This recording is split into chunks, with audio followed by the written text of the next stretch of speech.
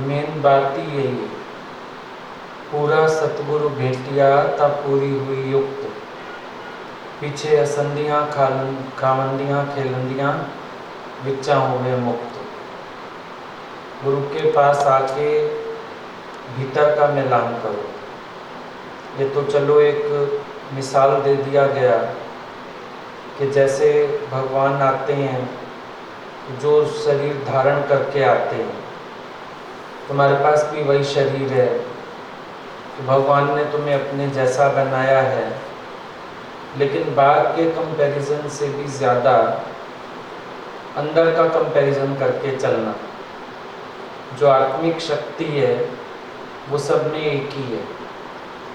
गुरु जो तत्व की बात करता है उसको पहले कैच करो, क्योंकि जब तक आत्म तत्व समझ में नहीं आएगा, मन और मन के दोष ये ख़त्म नहीं होंगे। जो भी अंदर कभी विकार उठते हैं, कभी ख्याल उठते हैं, बातें उठती हैं, इस सब को गुम करने का एक ही तरीका है कि तुम अपने सत्स्वरूप को जानो। जब तू देह है तो तेरे पास मन भी है, और आत्मा है तो तेरे पास मन नहीं है। तो जब जब तुम मन की बात करते हो, मन की अधीनता स्वीकार करते हो, इसका मतलब है पहले तुम जीव भाव में आ गए। गुरु मन की बातें ठीक करने के उपाय नहीं बताता, गुरु मनोलय करना सिखाता है, और मनोलय आत्म निश्चय से ही है, और कोई तरीका नहीं। कई बार हम लोग सोचते हैं गुरु ज्ञान बता रहा है, हम मन को ठीक करते जाएंगे, हम ना अपने मन की बातों को गुम करते जाएंगे। तो आज ठीक करोगे, कल मन फिर बिगड़ जाएगा। आज मन की बातें ठीक करोगे, कल फिर इसकी चाल बिगड़ जाएगी। आज मन को संवारोगे, कल फिर ये गलत दिशा में जा रहा होगा। पर आत्मा में मन तो तद्रूप हो जाता है, मन तो रहता ही नहीं है। तो गुरु आपको निश्चय से आप समान करने की बात करता है। वो ये आदर्श दिखाता है तो जैसे मैं अपने स्वरूप में स्थित हूँ, तो मेरे पास मन के ये क्षुद्र स्वभाव नहीं है, तेरे पास भी नहीं होने चाहिए। मन तुमको ना नचाए, मन तुमको ना चलाए, पर तुम मन को अपने अधीन कर सको या मन को लय कर सको। बात तो ये समझ में आनी चाहिए ना। जो तत्व से एक है तो फिर अंदर दूसरी बात कोई आनी ही नहीं चाहिए। और ये निश्चय बार बार अपने को याद दिलाने से काम बन जाता है। फिर निश्चय याद कराओ, अपने आप से बार बार पूछो, who are you, what are you. जितना अपने से मेहनत करेंगे अपने को निश्चय में टिकाने की, उतना आपके अंदर का जगत लय रहेगा। और नहीं तो बार बार मन की बातें ये सब आपको घिरती रहेंगी। अज्ञान आएगा, फिर नए नए सिरे से अज्ञान आ जाता है। क्यों आ जाता है? क्योंकि ज्ञान से चतुराई सीखते, निश्चय नहीं करते।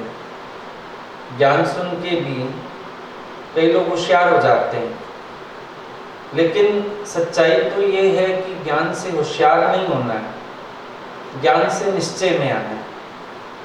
होशियारी आ जाएगी तो जीव भाव की एक लक्षणा है। जितना भी हम स्वभाव में वर्तेंगे, अपने जीव भाव को तो पक्का करेंगे, और जितना अपने निश्चय में रहेंगे उतना मन और मन के स्वभावों से हम छूटते चले जाएंगे, अलग होंगे इन चीज़ों से। इंसान कहाँ बैठा है ये इम्पोर्टेंट नहीं है, कैसे बैठा है ये इम्पोर्टेंट है। सुखदेव जंगल में बैठे हैं लेकिन अहंकार साथ है, तो पिता भांप गए कि जो प्राप्त करना था वो प्राप्त नहीं किया। भले वेद पढ़े, शास्त्र पढ़े, जो कुछ भी किया, पर जो प्राप्त करने योग्य था वो इसको प्राप्त नहीं हुआ।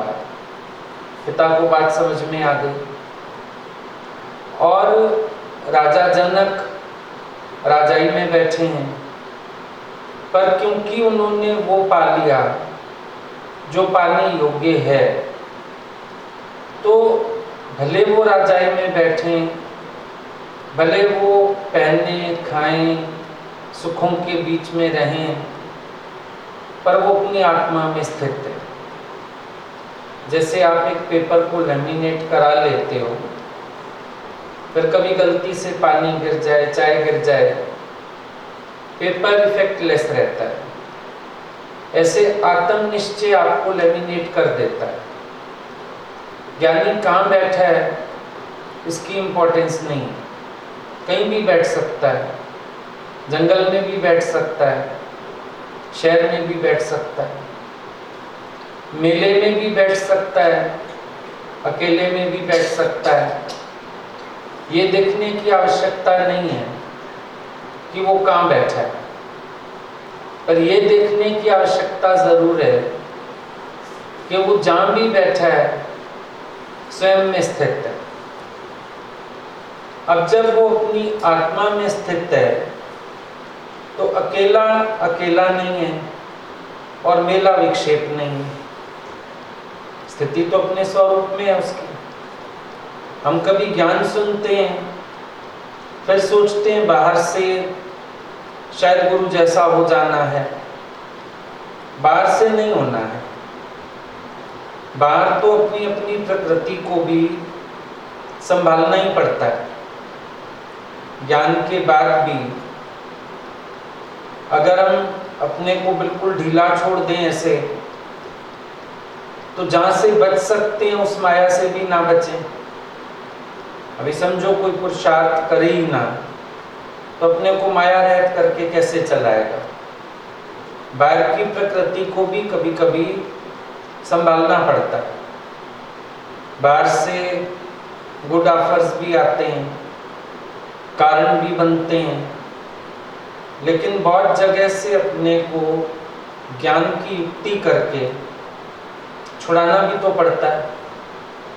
ये बहुत बाद की स्थिति है जहाँ हम सुनते हैं ज्ञानी अपने को सूखे पीपल के पत्ते की तरह हुक्म की हवा पे छोड़ देता है। जिज्ञासु तो ये बात बिल्कुल ही नहीं कर सकता, क्योंकि उसको अपने मन को वैराग्य से बांधना ही पड़ेगा। आज अगर आपको अपना कोई स्वभाव समझ आता है, तो ज्ञान का पुरुषार्थ कहता है कि अपने स्वभाव के विपरीत जाओ, मेहनत करो अपने से और चेंज करो अपने आप को। दूसरों के नाम नहीं रखने होते। अभी सुन लिया, हाथी चले बाजार में भौंकन कुत्ते हजार, संतन को दुर्भाव नहीं जो निंदे संसार। अब टिकना हमको नीचे वाली लाइन पे कि कोई दुर्भाव तो पैदा नहीं होता है। अब अपने को हाथी, दूसरे को कुत्ता कहना भी दुर्भाव है। ये तो संतों ने बोध देने के लिए, और पता नहीं क्या दृश्य देख के लहर आ जाती है, कुछ भी लिख दिया, कह दिया, लेकिन इंपॉर्टेंट तो नीचे वाली लाइन है। संतन को दुर्भाव नहीं जो निंदे संसार। इंपॉर्टेंस इस लाइन की है। आज सत्संग में हम लोग आगे बढ़ते हैं। गुरु ने ही बोला था माँ तुम्हारी सास बन जाएगी, तो ऐसा नहीं कि माँ को सास सास कहना होता है। फिर समझना ये है कि अगर तुम सास के पास होते तो भी तो कहना मानते, सेवा में मिटते। तो अगर माँ के पास रह के भी चार सेवा फालतू करनी पड़े तो मन में हलचल नहीं होनी चाहिए। लेकिन अंदर वाला क्या सोचेगा, हाँ देखा ये सब सौतेले हो गए, ये माँ तो सास बन गई, भाई तो जेठ बन गया, राणा बन गया, जहर पिलाएगा। तो ऐसा व्यक्ति कभी भगवान से मिलके एक नहीं हो पाएगा आप समान नहीं हो सकता, क्योंकि उसकी दृष्टि कहाँ है? शरीरों पर दृष्टि है, नाम रूप पर दृष्टि है। मिटना नहीं चाहता, दूसरों को मिटाना चाहता है। अधीन है ना, कर्म के अधीन है, स्वभाव के अधीन है, शब्द के अधीन है, अपने सुख बुद्धि के अधीन है, तो वो कभी भगवान नहीं हो सकता। स्वामी रामतीर्थ ने बोला कि एक मिट्टी भी चाहिए तुम्हें धरती की, फ्री की है, उसका भी मूल्य चुकाना पड़ता है। आपने सुना होगा, कभी कोई प्लॉट खरीदो तो कई प्लॉट गहरे होते हैं, जो रोड लेवल होता है उससे गहरा है, तो भरत करानी पड़ती है प्लॉट की। तो भरत कराने के लिए मिट्टी फ्री की है धरती पर पैसा देना पड़ता है। ट्रक आता है ना, उसका पैसा देना पड़ता है भरत कराने के लिए, महंगी होती है भरत मिट्टी। मिट्टी आएगी ट्रक में, फिर भरी जाएगी, फिर लेवल किया जाएगा, रोड रोलर चलेगा उस पर, तो भरत हो गई उसकी, फिर बनना शुरू होगा मकान उसमें। ऐसे नहीं बना सकते, भरत करानी पड़ेगी। या पानी है, बारिश का पानी तो फ्री है, नदियाँ तो फ्री हैं, पर फिर भी एक पानी का गिलास आपको चाहिए रास्ते में, मूल्य चुकाना पड़ता है। तो प्रकृति किसी को भगवान ऐसे ही डिक्लेयर नहीं कर देती है। भाई हम ज्ञान बोलना सीख गए तो हमको प्रकृति भगवान डिक्लेयर कर देगी, ऐसा नहीं होता है। हर एक को मिटना पड़ता है, अहंकार गंवाना पड़ता है, अपने दोष खत्म करने पड़ते हैं, सर्वत्रात्म भाव बनाना पड़ता है, झूठ छल कपट इन चीज़ों से बाहर आना पड़ता है, तब जाके प्रकृति आपको भगवान डिक्लेयर करती है।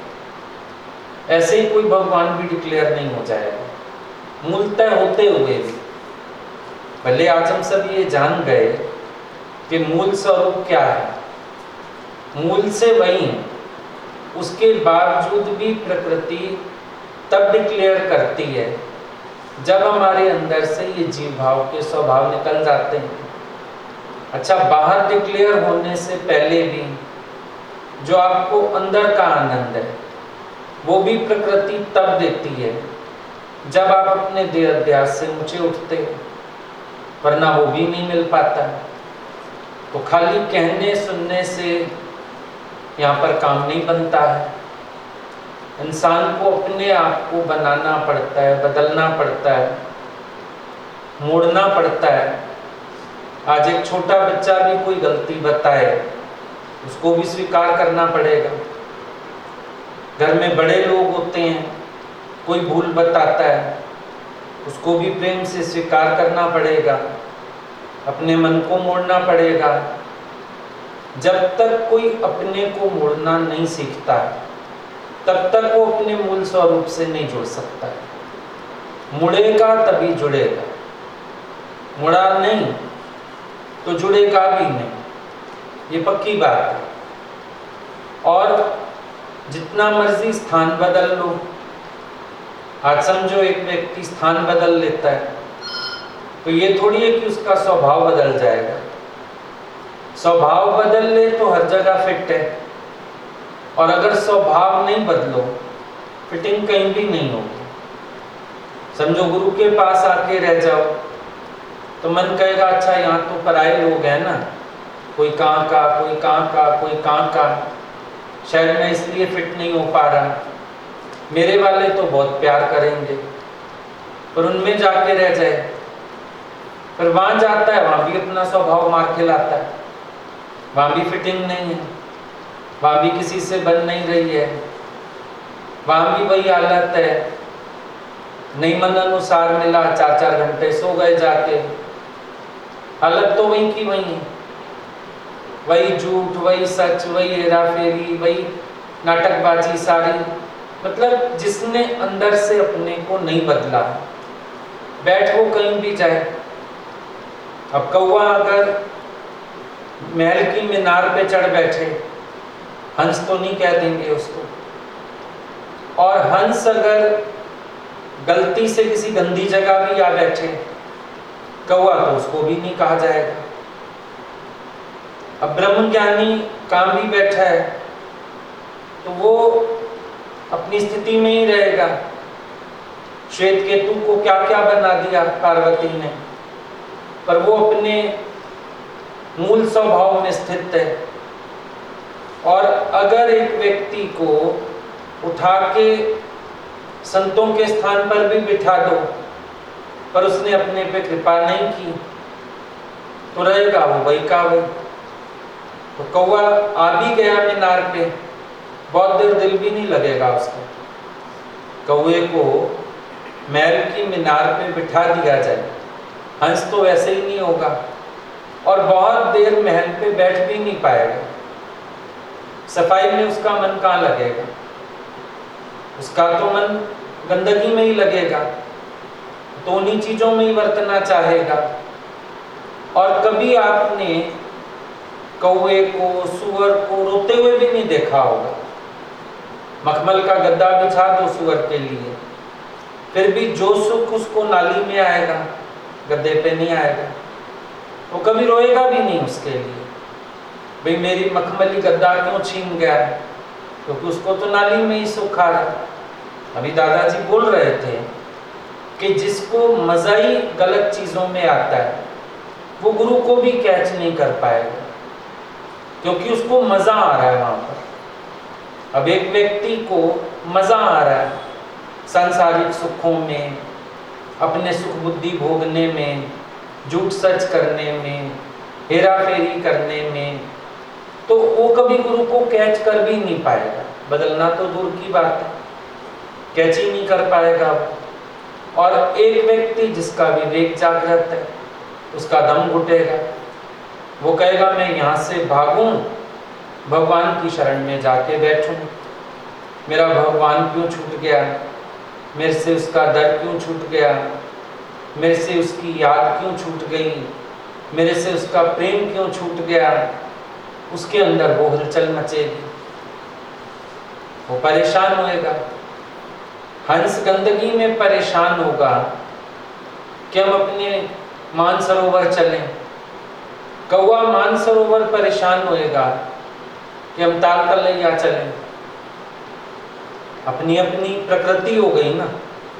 अब सत्संग सुन के अगर हमने आत्म निश्चय किया या हमने गुरु की बात को कैच किया, यू आर दैट, तो देखना पड़ेगा अंदर की प्रकृति मानसरोवर की तरफ खिंचती है। हंस वाली वृत्ति हुई मेरी, बार बार मेरी जो रहनी है, मेरा जो आचरण है, मेरा जो जीवन है, वो महापुरुषों वाला हुआ, वो भी तो देखना पड़ेगा। अब ये तो गुरु की उदारता हो गई, गुरु ने आपको बोल दिया मानना मान, तू है भगवान, लेकिन आप भी तो देखो कि आप अपने को भगवान मनवा के चल रहे हो, अपने मन को मनवा रहे हो। आपकी लक्षणा बता रही है, आप जहां भी बैठे हो, जिन लोगों के बीच बैठे हो, आपका प्रेम, आपकी निष्कामता, आपकी सरलता, क्या ये सबको आकर्षित कर रही है? हर कोई कह रहा है ये तो जैसे भगवान है, या लड़ाई झगड़ा, राग द्वेष, शोर, 8-8 दिन बातचीत नहीं, ये सब खेल चल रहा है। तो अगर वही ताल तलैया ही पसंद है, तो फिर भगवान पना समझा ही नहीं, आत्मा का निश्चय समझ ही नहीं आया है। क्योंकि ज्ञानी एक्स्ट्रा ऑर्डिनरी होके नहीं चलता।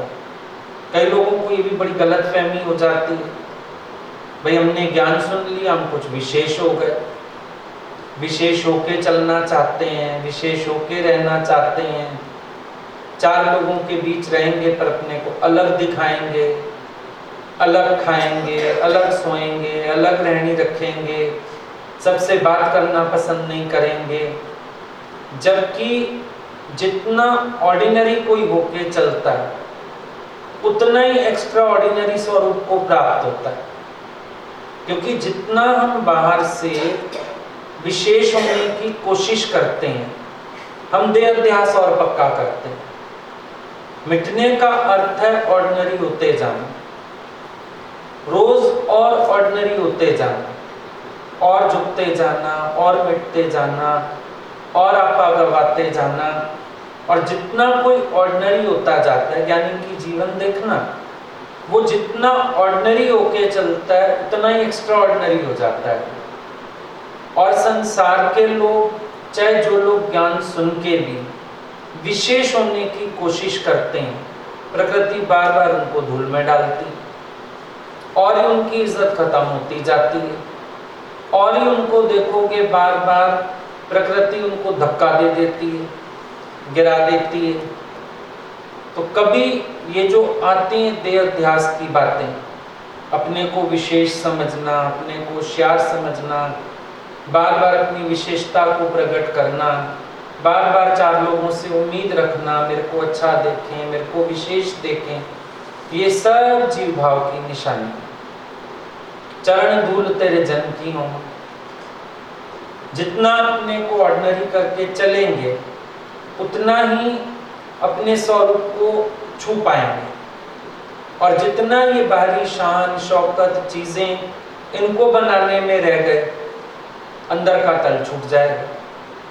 मकान की जो नींव होती है, उस पे कोई संगमरमर नहीं लगाता, लेकिन मजबूत वही होती है जो दबी हुई है, जो छिपी हुई है। वो हिले तो पूरा घर हिल जाएगा। सबसे बढ़िया वही है पूरे घर में। और दुनिया सारी बाहरी दीवारों की तारीफ कर जाएगी, बाहरी बिल्डिंग की तारीफ कर जाएगी, जड़ को भूल जाते हैं। लेकिन मकान अपनी जड़ को याद रखता है, पेड़ अपनी जड़ को याद रखता है। पेड़ को हमेशा पता है मेरी जड़ है तो मैं हूं, नहीं तो मैं नहीं। इसी तरह जब तुम ज्ञान समझते हैं, बाहर से कुछ भी मिले पर मूल से अपने जुड़े रहो। और मूल हमेशा दबा हुआ है, धरती के नीचे है, छिपा हुआ है। मूल आकाश में नहीं होता, मूल नीचे ही होता है, और उसको छू के चलना जरूरी है। जहां वो भूलेगा काम खराब हो जाएगा। मनुष्य की स्पर्धा, प्रतिस्पर्धा, ये बड़ी गंदी बीमारी है। बार बार वो कंपटीशन में आ जाता है। देखो, कभी अपने मूल स्वभाव पकड़ो अगर ज्ञान वाले भी ना, बड़ी अजीब अजीब बातें। आप हैरान होगे अपने ऊपर। किसी के पीछे चलना तो दूर, किसी को बड़ा करना तो दूर, किसी को साथ खड़ा करना भी मंजूर नहीं होता मन में। मेरे पीछे कोई रहे ठीक है, बराबर होगा ना तो उससे विक्षेपता होगी, चिढ़ मचेगी, खिज मचेगी, उसको डाउन करने की कोशिश करेंगे, गिराने की कोशिश करेंगे। कभी भी नोटिस करना, अभी आपको एक सेवा ही आती है, कोई दूसरा भी सीख गया, खड़ा हो गया बराबर में, तो अब बार बार अंदर वाला कहेगा इसकी गलती निकाल, इसका दोष निकाल, इसको टोक, भले तेरे को आ गया पर अभी टाइम लगेगा, ज्यादा होशियारी ना दिखा, मुझे सीखा तो मेरे से ही है, तू तो चुप ही कर, है ना। स्पर्धा की स्थिति देखो। ऐसे तो आप कह रहे हो कि सब एक ब्रह्म है, मेरे को गुरु ने बताया, मान ना मान तू है भगवान। अब तू भगवान है तो सामने कौन है?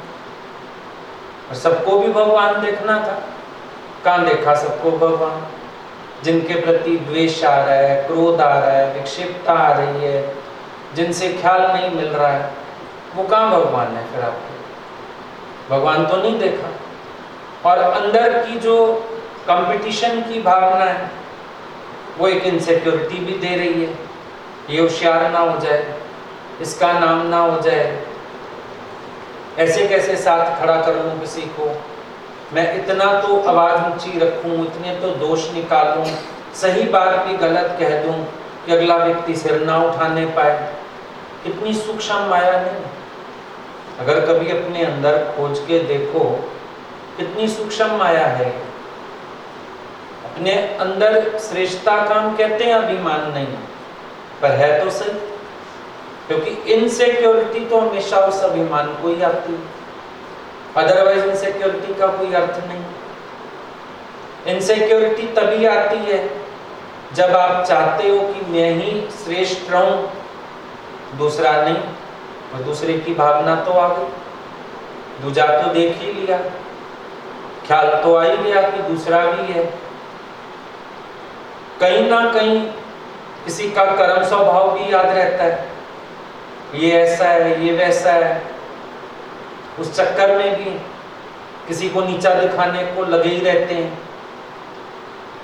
हमारी वाणी से भी हम किसी को नीचा दिखाते हैं, बॉडी लैंग्वेज से भी किसी को नीचा दिखाते हैं। और भगवान कृष्ण अर्जुन जैसे को भी कह रहे हैं, पांडवों में धनंजय मैं बना। गुरु के पास हम गए, गुरु ने हमारे जैसे विकारों में घिरे हुए को भी पहले दिन भगवान कहा, तो भगवान तो वो हुए असली, जिन्होंने भगवान को भगवान ही कहा, जिन्होंने ये भी नहीं कहा बंदे गंदे अपने स्वभावों में गिरे हुए तुम। उल्टा अगर हमने कमजोरी दिखाई, उन्होंने कहा क्यों, सोने की गिन्नी गटर में गिर गई तो क्या उसकी कीमत कम हो गई। ऐना करने वाले या संतान भगवान ना आखाते की आखा, अब भगवान तो फिर ये हुए। और हमने जो निश्चय लिया भगवान पने का, हमारे तो निश्चय में भी द्वैत पड़ा हुआ, हमारे तो निश्चय में भी अभी दूसरी भावना पड़ी हुई है। हम तो सबको भगवान करके नहीं देख रहे हैं, हमारे अंदर तो विक्षिप्तताएं हैं, हलचल है, क्रोध है, दूसरे के लिए कोई ना कोई विचार है, कहीं ना कहीं उसको अपना कॉम्पिटिटर मान लेते हैं। साधारण होके हम नहीं चल पाते हैं, चरण धूल होके नहीं चल पाते हैं, अपनी बुद्धि अपनी होशियारी इसको दबा के नहीं रख पाते हैं। पर हर जगह लगता है फ्लरिश करें अपने अहंकार को, अपनी बुद्धि को, मुझे ज़्यादा आता है, मैं सियाना हूँ, मैं अक्ल वाला हूँ। फिर इन सब चीज़ों के रहते हुए भगवान पना कहाँ से सिद्ध होगा? भगवान पना कहाँ से सिद्ध होगा बताओ? एक व्यक्ति जो इस झूठ के आश्रय चलता है, दादाजी ने भी मूलतः झूठ बता दिया। क्या बताया कि जो अपने को फलाना फलानी का बेटा मानते हो, यही सबसे बड़ा झूठ पड़ा है तुम्हारे अंदर। जो तुम अपने को ही फलाना मानते हो, ये झूठ पड़ा है तुम्हारे अंदर। अब सोच के देखो, हम अपने को सच्चा कहीं से कह सकते हैं? हर थोड़ी देर में तो जीव भाव खड़ा है, हर थोड़ी देर में तो मैं खड़ी है। विचार करके देखो। और व्यवहार में भी अगर देखा जाए, बहुत झूठ सच है इंसान के। गुरु को कुछ कहेगा, दूसरों को कुछ कहेगा, ये अंदर हेरा फेरी चालाकी चतुराई इंसान के जाती नहीं। यही तो बीमारी है बड़े में बड़ी। सच्चा नहीं हो पाता, साफ दिल नहीं हो पाता, और सच्चा हुए बिना गुरु के दिल में जगह नहीं, और गुरु की रजामंदी जीते बिना निश्चय की तो स्टैंप लगने की नहीं। कहाँ से आएगा निश्चय? गुरु के मुख से ही तो पक्का होगा। बोला ना, गीता किससे सुनने की है? सतगुरु के मुंह से सुनने की। दादा ने बोला गीता पढ़ने से भी कुछ नहीं होगा, कि कोई बोले मैं पढ़ लूं। वही गीता गुरु के मुंह से सुनेगा तो निश्चय होगा। अपने आप पढ़ के एक नई गीता भी लिख छोड़े तो भी वो निश्चय में नहीं, अधूरा ही खड़ा। गुरु के मुख से निश्चय पक्का होगा। तो ये क्लीनलीनेस चाहिए ना, अंदर की बाहर की, अंदर बाहर की शुद्धि गीता में बोली गई है, तभी तो भगवान हो, नहीं तो भगवान कहाँ हो? इंसान अपने स्वभावों में, अपने मज़ों में, अपनी सुख बुद्धि में बरतने के लिए किसी भी हद तक गिरता, किसी भी हद तक गिरता। बहुत हैरानी लगती है गुरु का नाम यूज करके भी हम अपने मन की बातें पूरी करना चाहते हैं, हमारी बात पूरी हो जाए, हम अपने मजे ले लें, हम अपने रस पूरे कर लें, और फिर साथी भी ऐसे ही ढूंढते हैं जो मेरी चोरी में शरीक हो सके। अगर कोई सच बता देगा तो उससे भी द्वेष हो जाएगा कि भाई सच क्यों बता दिया गुरु को, मैं तो झूठ से काम चला रहा था, बढ़िया काम चल जाता था। अब आप सोच के देखो, जहां कसौटी शुरू हो रही है, मन साचा मुख साचा सो। गुरु ने कहा कोई गला भी काट दे तुम सच बोलना। सच बोलने में डर क्या है? आज माया भी काटनी है, सच बोलने में क्या डर है? घुमा के बात इसलिए करता है कि सेफ साइड रहे, झूठी बात इसलिए करता है कि शायद कोई बन जाए हिसाब किताब। आज कहीं जाना ही है, आना ही है, अरे तुम नो माना नो, चाहिए भी कहना पड़े मुझे आज्ञा नहीं है वहां से, तो भी क्या डर है? नहीं मैंने सबको कहा चलूंगा करूंगा, सोचा लास्ट में मना कर देंगे। अब ये सच्चाई नहीं है असल में। सोचा हुआ तो ये है कि लास्ट में कर लेंगे अपनी मर्जी, फिर कह देंगे कि मजबूर कर दिया सबने, गुरु को जवाब दे देंगे सबने मजबूर कर दिया, हम चले गए, जाना पड़ गया। ये कितना कपट है इंसान के अंदर। बहुत ताज्जुब लगता है कभी कभी, यही मुख ज्ञान भी बोल लेता है, यही मुख झूठ और कपट भी कर लेता है। ईमानदारी कहीं है ही नहीं, साफ दिली कहीं है ही नहीं। इसीलिए ना रहनी घर में अच्छी होती है, ना सत्संग में अच्छी होती है, ना अपने अंदर कोई जागृति आती है, क्योंकि जड़ता कोई तो पानी देने में लगे पड़े और जड़ता पक्की करते जा रहे। पता नहीं कितना इंसान को संसार का रस, संसार का सुख चाहिए, कहां तक ले? भीतर के आनंद को पाले, एक बार दम लगा के तृप्ति आ जाए, पर क्योंकि भीतर के आनंद की तरफ जाता ही नहीं मन, बारी बार भटकना खत्म होती नहीं। अब उस प्यास को बुझाने के लिए, उस भटकन को मिटाने के लिए पता नहीं कहां तक क्या क्या यत्न चलते। और जबकि एक वचन गुरु का अगर उतर जाए अंदर, बहुत है अपने आप को जागृत करने के लिए। हट जा वाला गुरु के एक वचन से कल्याण कर गया आपने। एक वचन सिर्फ, ज्यादा बात थोड़ी थी। अर्जुन ने 2 घंटे गीता सुनी, कल्याण हो गया उसका, इतना ही। उस दिन किसी ने मेरे से बात किया, बोला हमारे उधर शादी है, कुछ है, तो ना हमको प्लीज कह रहे हैं सब, प्लीज चलो, तो हमारा भी मन डाइवर्ट हो रहा है।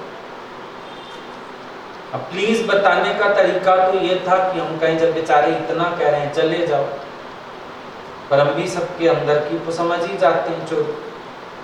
हमने कहा कल को कोई प्लीज कह देगा तो शादी कर लोगे? सोचने वाली बात है, कल को कोई प्लीज कह दे, शादी कर लोगे उससे? कोई ये कह दे मैं तुम्हें से शादी नहीं करता, मैं तो मरने जा रहा हूं, तो कर लोगे? अपनी जीवन दांव पे लगा दोगे? अब अगर कोई अक्ल वाला हो, ये बात मर जाने लायक है, जिंदगी में सबक बन जाए कि मेरे वैराग्य के रास्ते में कोई लिहाज का स्थान नहीं। अगर मनन किया जाए, शास्त्र लिखा जा सकता है।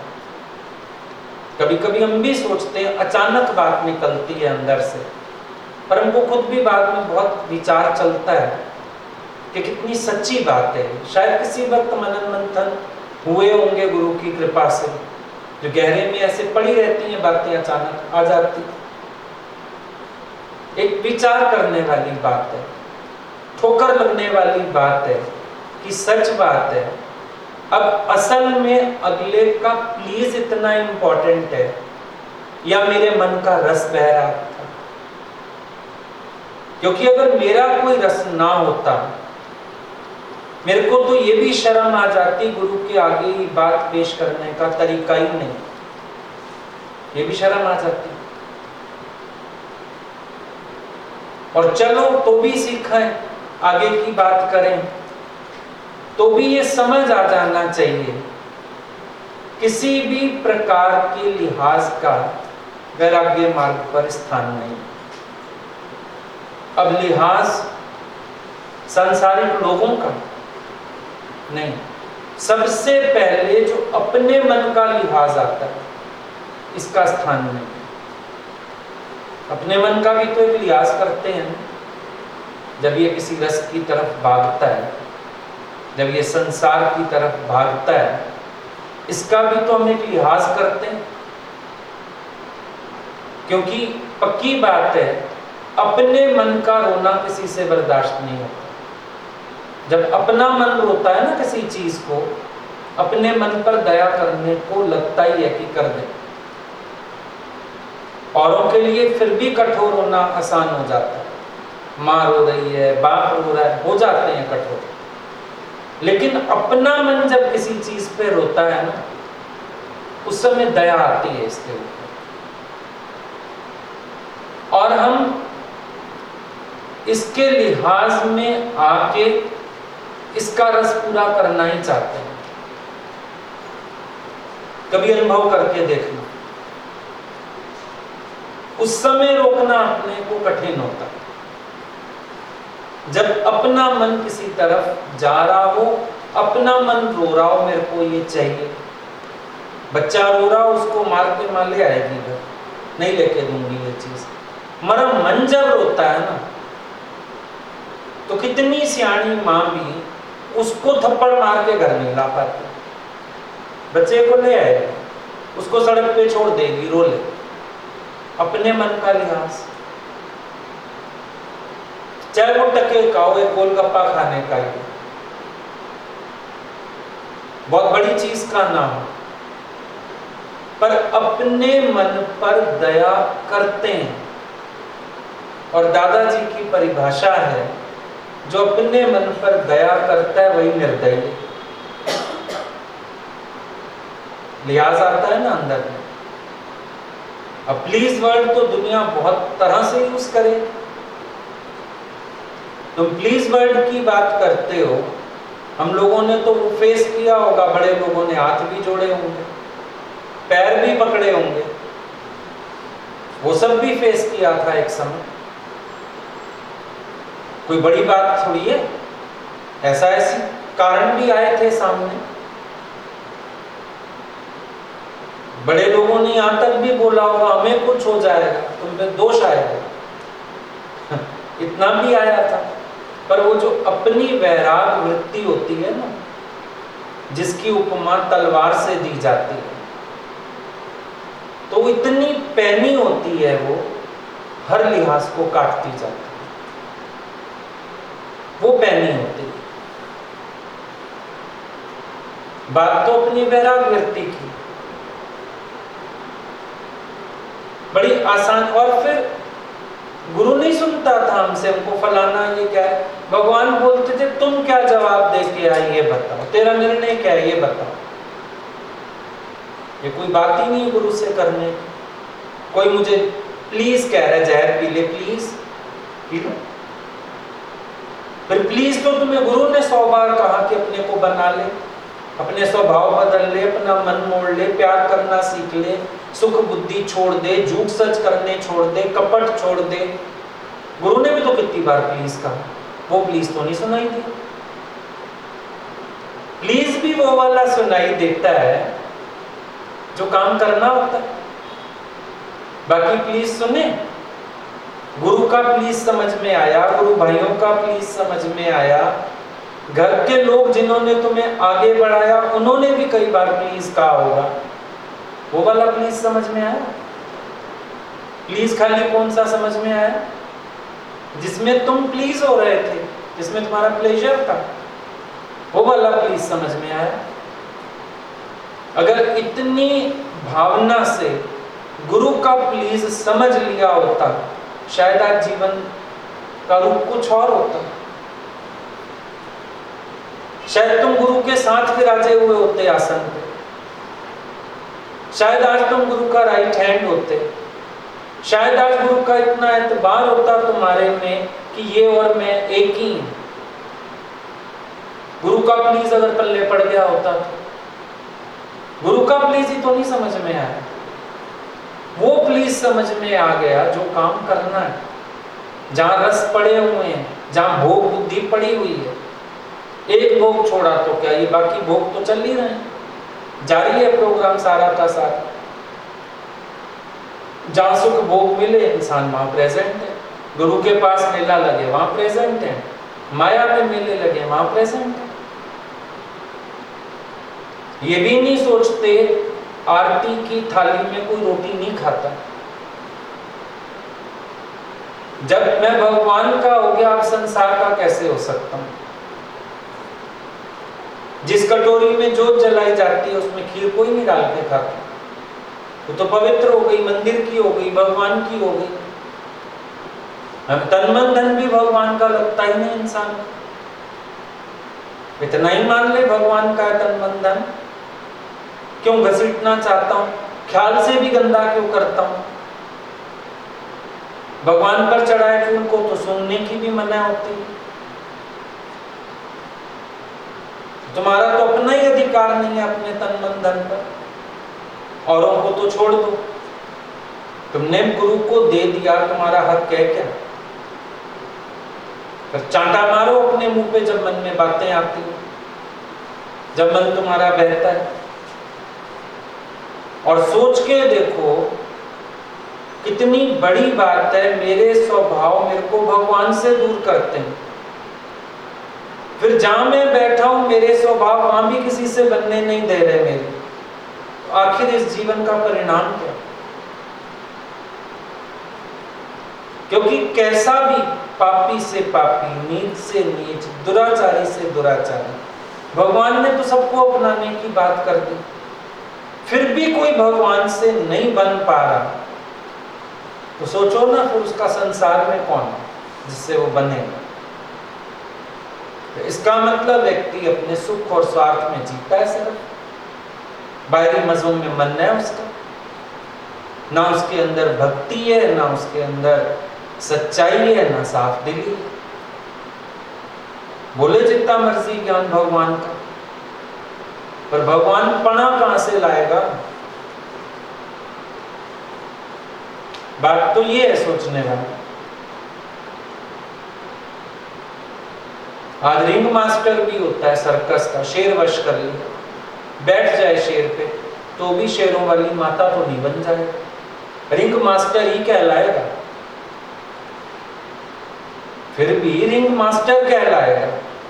कोई कहेगा हाँ हाँ भाई इसने भी शेर वश कर लिया, शेर पे बैठा है, शेरा वाली माता हो गया, ये तो नहीं होगा।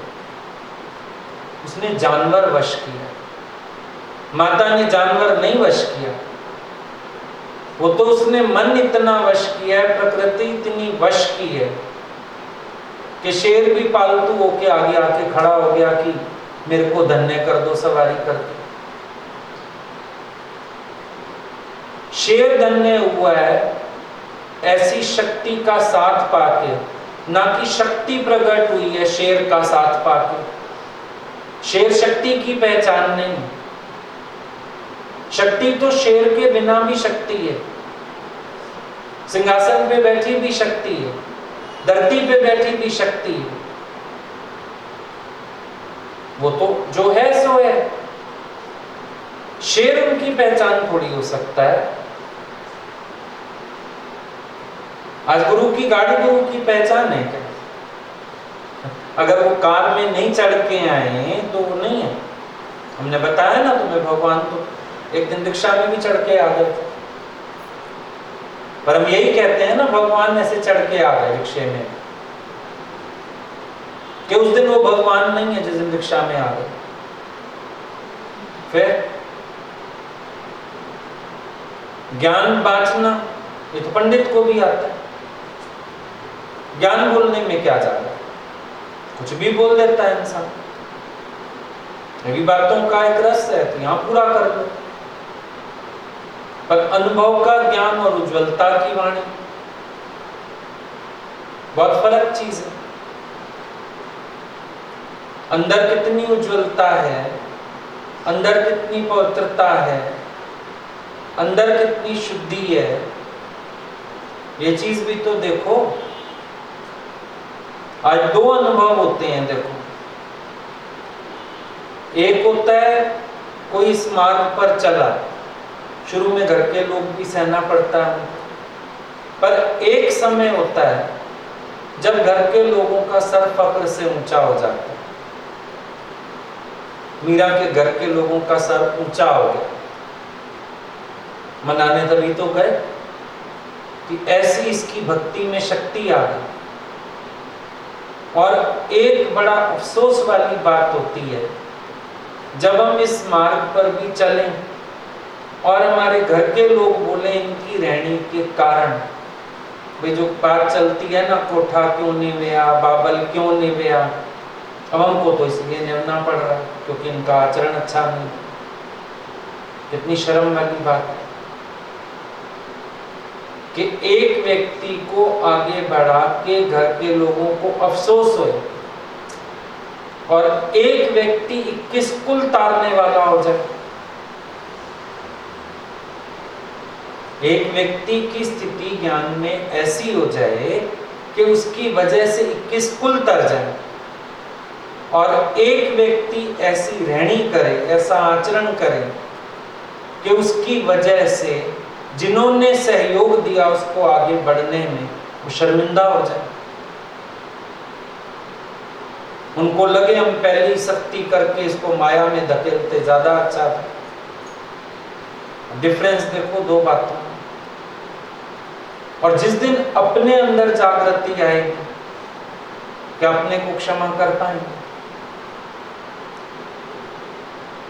तो ये नहीं ना गुरु ने भगवान बोल दिया तो हमने भी कह दिया हाँ हाँ भगवान, पर भगवान पणा प्रकट भी तो होना चाहिए, ऐसी स्थिति भी तो बननी चाहिए, ऐसी ज्ञान की निष्ठा भी तो होनी चाहिए।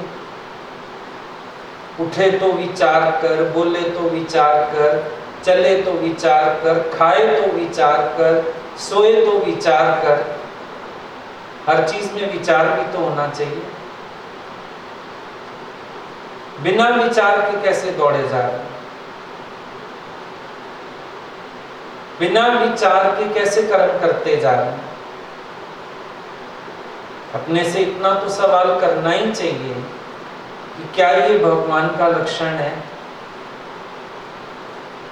इतना तो सवाल कर लेना चाहिए अपने से कि गुरु ने जो मुझे कहा मान ना मान, तू है भगवान, तो मेरी रहनी भगवान वाली है, मेरा आचरण भगवान वाला है, मेरे अंदर ज्ञान जनित आनंद है। अब परख तो विष्णु जी को भी लिया लक्ष्मी, उनको कहती है मैं आपकी सेवा करती हूँ सारा दिन पैर दबाती हूँ, आप इसीलिए मुस्कुराते रहते हैं। तो उन्होंने बोला नहीं, तेरे को तो भक्त पुकारेंगे, तुम जा भी सकती। किस दिन तुम्हारी अपनी तबीयत ठीक ना हो, मूड ठीक ना हो, तुम तब भी ना करो सेवा। मैं तो अपने गीता के ज्ञान से आनंद में हूं। ये कसौटी हो गई कि आप अपने को जांच सकते हो कि आप गीता के ज्ञान के आनंद में रहते हो या बाहर से आपको वाहवाही मिलती है, पूछ मिलती है, आपके मन अनुसार सब होता रहता है, तो आप खुश हो। आपकी खुशी का आधार क्या है? क्या आपका भी गीता का ज्ञानी आपके आनंद का आधार है? सवाल तो अपने से पूछना जरूरी है कि जो गीता का ज्ञान है वही मेरा आनंद का आधार है। या अभी मेरे पास बाहरी सुख भी है जो मेरा आधार है,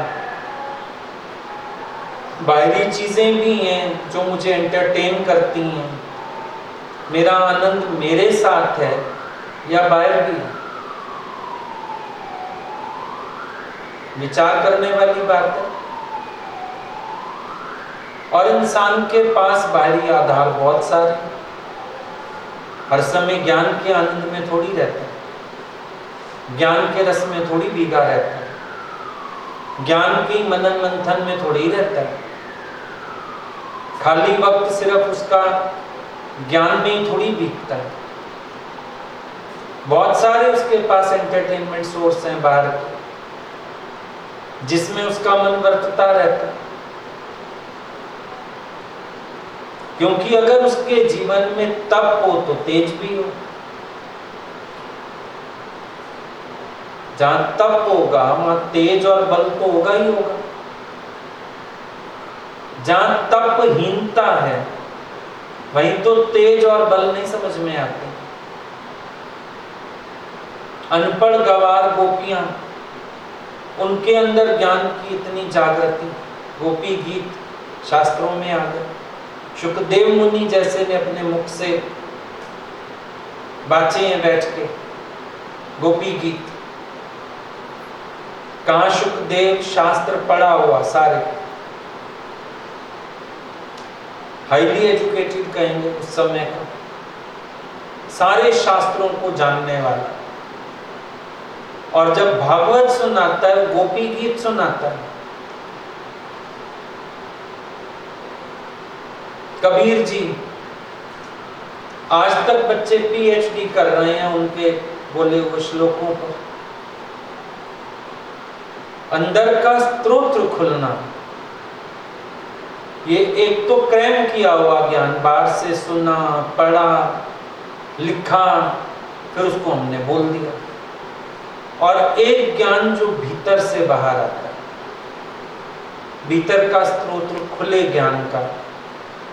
ऐसी अपनी रहनी हो ज्ञान में, अनुभव का ज्ञान खुले और वो निकले भीतर से, उसमें सरसता होती है। वो किसी की मदद करता है ऊंचा उठने में, वो किसी की मदद करता है आगे बढ़ने में। असल ज्ञानी वही है। और बाकी जो बातों से खुश बैठे हैं, क्यों नहीं अंदर से हरि चर्चा में रस आता। आज कभी गुरु भी कार्य देता है तो रसपूर्वक क्यों नहीं होता कार्य? अनुभव होगा तो रसपूर्वक कार्य होगा, नहीं तो लगेगा एक काम उतारना है बस, ठीक है एक काम उतारना है, चल तू बोल, चल तू बोल, चल तू भजन गा दे, चलो टाइम पास करना।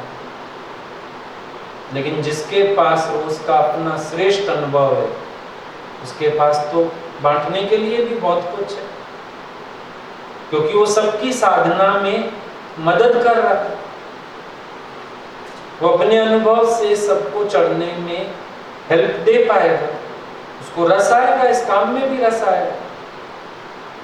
क्योंकि कुछ बन के नहीं करेगा, पर जो उसको अनुभव हो रहा है वो उसको प्रकट करेगा, क्योंकि प्रकट करने से फिर और गहरा होगा। जैसे कुएं का पानी जितना निकालो और मीठा, जितना निकालो और मीठा, ये कुएं की बात है। शुरू में खारा आता है थोड़ा सा पानी, आजकल वो लग जाते हैं समर्सिबल, शुरू में देखो मिट्टी वाला पानी, खारा पानी, पर ज्यों ज्यों पानी साफ होता जाता है, साफ होता जाता है, मीठा होता जाता है। अंदर का स्रोत जिसका खुलेगा, उसके पास तो रोज नित्य नया अनुभव की बात है। किसी का रटा हुआ ज्ञान होता है और किसी को देखो उसके पास रोज कोई ना कोई अनुभव की बात होती है, क्योंकि वो सारा दिन प्रैक्टिस में रहता है, उसके पास अनुभव की बात होती है। अब अनुभव की बात से कोई चढ़ भी सकता है, और जिसके पास अनुभव की बात नहीं उससे कोई चढ़ेगा क्या? याद किए हुए दृष्टांत सुना देगा, पॉइंट सुना देगा, फिट बैठेगी, बात नहीं बैठेगी पर बोलेगा, किसी के सवाल का भी गलत जवाब दे बैठेगा, क्योंकि अपने भीतर कुछ है नहीं। ज्ञान साधते हुए व्यवहार सधता है, परमार्थ सधता है। एक समय पूरी जीवन एक अलग मोड़ पे आ जाती है। और जिसके भीतर सारा दिन जग चिंतन है, व्यवहार का चिंतन है, लेन देन, आना जाना, बातें, इन सब चीजों में इंटरेस्ट पड़ा हुआ है, वो क्या करेगा? तभी तो बोला या तो मार्ग चुनो सावधानी से। जैसे 10th के बाद सब्जेक्ट चुनते हैं भाई, साइंस, कॉमर्स, आर्ट्स, क्या चुनना? अब जो स्ट्रीम तुम चुन लेते हो उसमें चलो। फिर ये नहीं कि एक दिन साइंस की क्लास में, अगले दिन कॉमर्स की क्लास में जा बैठो, कॉमर्स चुन ली फिर अगले दिन साइंस की क्लास में जा बैठो। एक चुन लिया ना, अब अपनी क्लास में मन रखो और अपनी पढ़ाई में देखो कि हायर स्टडीज क्या करनी है तुम्हें। ये मार्ग भी चुनो ध्यान से, उसके बाद देखो तुम्हें क्या करना है, कहाँ जाना है, कैसा होना है। तुम्हारी पूरी वृत्ति फिर इसी में है। मार्ग चुन लिया, वैराग का मन पड़ा भोगों में, भोगों में ही मन है ना। किसकी शादी, किसका ब्याह, किसका लेना, किसका देना, घूमना फिरना, स्वाद इन चीजों में आता है। शादी में चाहे स्वाद ना हो, घूमने में स्वाद है, नई ड्रेस बनाने में स्वाद है, खाने पीने में स्वाद पड़ा है, इन चीजों का स्वाद, मजा आता है अंदर वाले को। सावधानी से चुनता ना मार्ग, यही सब चाहिए था तो उधर ही जाता। और अगर इधर आ गया तो कर सगल द्वार बंद, समाधि लगा के दे। और सोचने वाली बात तो ये है, अपना अंदर वाला इतना कच्चा है, तुम्हें कोई ऑफर कैसे दे रहा है, इसका मतलब वो तुम्हारी कमजोरी जानता है। निश्चय वाले के साथ तो सिर फोड़ने कोई जाएगा नहीं, पर कोई तुम्हें ऑफर देने आ रहा है, कोई तुम्हें कह रहा है, मतलब उसको किसी कोने में उम्मीद है तुम्हारा वैराग्य दिखावटी है। उसको किसी कोने में उम्मीद है तुम्हें फुसलाया जा सकता है। उसको किसी कोने में उम्मीद है, जैसे कुत्ते को हड्डी दिखा के बुला सकते हैं, तुम्हें भी यूज किया जा सकता है। तुम्हें कोई भगवान करके तो नहीं देख रहा ना, अगले को तुम भगवान लग ही नहीं रहे। भगवान को तो कोई संसार में कैसे घसीटेगा। अभी किसी के यहाँ डेथ हुआ तो बता रहे थे, है रिश्तेदारी में हम लोगों को, तो बता रहे थे, बोले हमने कहा घर में कि उधर फोन करें, तो बोले उनको फोन क्यों करते हो, वो इन चीजों में है क्या, उनको बताने की जरूरत नहीं, वो है ही नहीं इन बातों में। तो तुम्हारे लिए कोई सोचता है ऐसा, तुम हो ही नहीं इन बातों में, तुम्हारे लिए नहीं सोचते, क्योंकि रोज तुम्हारी रहनी से ये नजर आता है कि तुम्हारे अंदर रस पड़े हुए हैं। नहीं तो ऑफर ही ना करे कोई तुम्हें ऐसा, कोई सोच भी ना पाए भाई ये तो भगवान है, खुद खुदा है, ये तो अपने निश्चय में, अरे इसकी वैराग्य वृत्ति इतनी जबरदस्त, इसको हम जोरी एक गिलास पानी नहीं दे सकते, इसको हम एक सूट साड़ी नहीं पकड़ा सकते, इसको हम एक रुपया नहीं हाथ में दे सकते, इसका तो ऐसा वैराग है जबरदस्त अंदर का। पर उनको पता है कि इसको कुछ भी दो, कुछ भी करो, इसको तो रस ही इन्हीं चीजों का, नहीं तो मांग के भी ले जाता है ये तो, तभी तो ऑफर आता है। वैराग की तलवार दो धारी है, अपने अंदर के जगत को तो काटती काटती है, दुनिया वाले भी पास आके उनको लगता हम कट जाएंगे इनके पास गए, ये नहीं हमारे ऑफर्स को एक्सेप्ट करने वाले। ऐसा होता है वैराग्यवान। तो एक सब्जेक्ट भी ध्यान से चुनते हैं, ये मार्ग भी ध्यान से चुनना चाहिए। जिसके दिमाग में खाना पहनना घूमना ये सब, दादाजी बोलते हैं जब दिमाग में ये सब है तो साधु होने के योग्य तो कम से कम नहीं। जिसके दिमाग में ये सब चलता रहता है, साधु होने के योग्य तो कहीं से नहीं है, होगा ही नहीं साधु कभी वो जिंदगी में। क्योंकि जब इन सब चीजों का ख्याल छोड़ेगा तभी तो साधु होगा।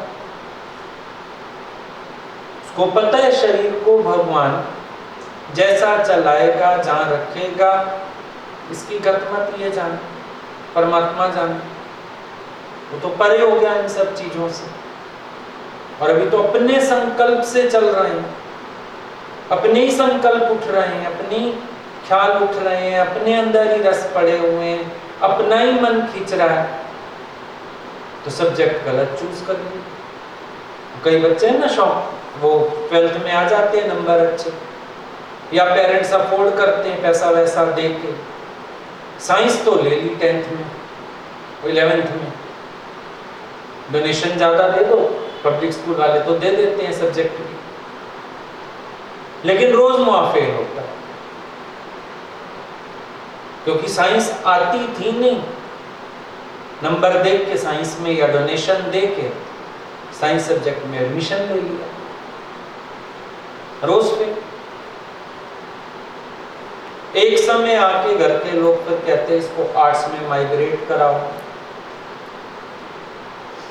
तुम भी सोचना, श्रेष्ठ मार्ग राजयोग चुन तो लिया, पर रोज यहां फेल होते रहे तो प्रकृति एक दिन माइग्रेट ना कर दे तुम्हें कहीं कि तू यहां के नहीं संसार के योग्य है, जा फिर वही जिंदगी जी सुअर वाली, वही जिंदगी जी जाके माया में धक्के खाने वाली। गुरु के भगवान कहने से क्या हुआ? डोनेशन से तुम आ गए क्लास में, खुश हो गए, हाँ गुरु भी कह रहे हैं मैं हूं भगवान, आ गए। लेकिन गुरु के कहने से भगवान बहू तो सेलेक्ट होके आ गई घर में। आप लोग कहते हो बहू, अभी तो दुल्हन है, बहू तो होएगी जब घर में बसेगी, बरतेगी। घर में जगह बना ली तो बहू है, पति के दिल में जगह बना ली तो पत्नी है, वरना तो तलाक है। उस दिन दुल्हन ही कहलाती है, बहू नहीं कहलाती। बहू तो घर आके कहलाती है, जब चौके चढ़ गई और बरतने लगी घर में, परिवार में, अब पता चलता है बहू है या नहीं, वरना थोड़ी। तो चलो गुरु ने सेलेक्ट कर लिया, तुम भी आ गए, भगवान है, भगवान है। भगवान तो पता चलेगा जब एक एक सीढ़ी चढ़ो।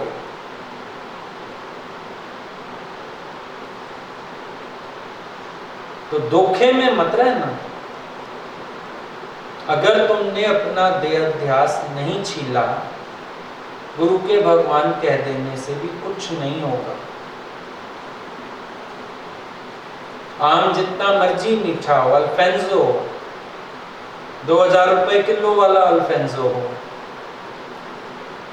तो भी क्या, छिलके सहित थोड़ी खा जाओ, गिटक थोड़ी खा जाओ, छिलका और बीज हटाना ही पड़ेगा, काम का तो होगा ही। छिलका तो छीलना पड़ेगा, चाहे अल्फेंजो मैंगो क्यों ना। तो भले तुम 8 जुगात से ब्रह्म हो, यही सच है, छिलका फिर भी हटाना पड़ेगा देह अध्यास का। तो वहां से मिलाप करो कि गुरु किन देह अध्यास की लक्षणाओं से अलग बैठा है, और मैं कहाँ कहाँ भी मिक्स हूँ, वो हटाओ तो पूरी हुई युक्त। पीछे असंधियां खेलंदियां खामंदियां, बिच्चा हो गए मुक्त। मुक्त स्वरूप हो भले, पर अभी मुक्ति की मौज मारने में अपनी ही मैं अपना ही देहाध्यास रुकावट तो बना हुआ, इसको हटाना पड़ेगा।